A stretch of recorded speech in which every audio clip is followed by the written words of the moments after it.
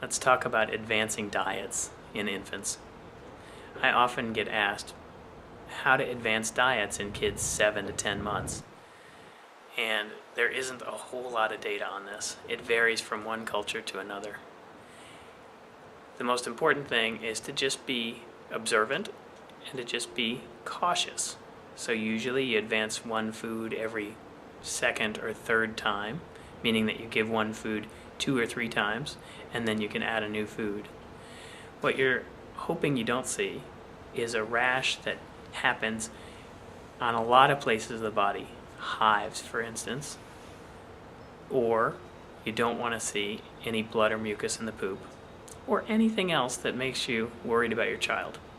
This is a time to be really cautious, so if you notice anything that you're worried about, you should talk about it with your pediatrician. For most kids, advancing the diet towards whatever you normally eat in your house is actually the right thing to do. There are a couple of things to avoid, and experts argue all the time about exactly how to advance the diet. One clear thing to avoid until a year is honey.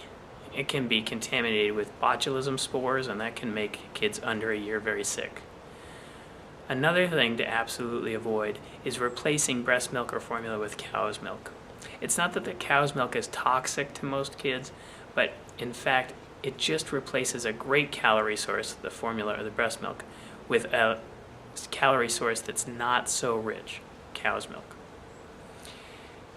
Dairy is usually fine for most kids, cheese, yogurt, and it's a fun thing to experiment with. People argue about whether to introduce berries, strawberries, mangoes, other fruits, wheat, eggs. There isn't a whole lot of data that says we're doing any good for kids by holding off on these items. If you don't have any history of problems with these foods in your family or with your child, they're probably safe. But again, go slow. See what you get. Talk about it with your pediatrician if you notice any problems. It's quite a fun time.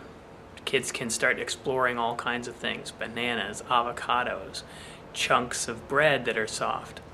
Many people worry about, well, my child doesn't have teeth, how can they handle it? In this stage, most kids who have teeth just have front teeth. Well, think what you use your front teeth for. Apples, carrots, but infants actually don't bite things off like that. So in this age range, in the 7 to 10 month old, pretty much anything you can mash with your tongue is a good texture for kids. You, of course, want to avoid anything that's hard and small and could potentially choke kids. Popcorn, raisins, M&Ms. The one exception to the hard and small no-no rule is Cheerios, or something similar to Cheerios, Puffs and the like, because they dissolve so quickly in the mouth. They're also very portable. So, feel free to explore, just be observant, and talk to your pediatrician about any problems. Good luck.